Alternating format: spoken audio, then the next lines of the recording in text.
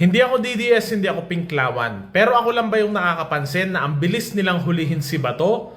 Pero wala pa rin nangyayari kay Romualdez at Saldico. Si Senator Bato, foreigner ICC yung gusto kumuha sa kanya, yung Pilipinas hindi siya maprotektahan. Pero si Romualdez at Saldico, may ebidensya na. Guilty sila, alam na ng buong Pilipino. Ilang buwan na sila sa korte, may naglaglag na. May witness na, may maleta pa. Pero malaya pa din sila. Parang may mali, di ba? Pag sa side ng mga Duterte, ang bibilis nila. Pero sa side ng mga Marcos, wala pa rin nahuhuli. Thank you, Mama Chen. Credit sa'yo. Ito ang tunay na mukha ng politics. Simula kay Emilio Aguinaldo hanggang kay Bongbong Marcos, lahat yan corrupt. Lahat ng nasa Senado, lahat ng naging presidente, lahat may baho yan.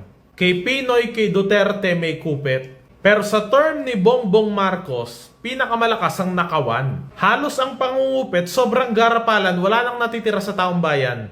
Nung si Duterte yung nakaupo, takot pa sila. Kaya yung kupit nila dati, kurut-kurut lang. Balik tayo sa point ko na lahat yan may baho.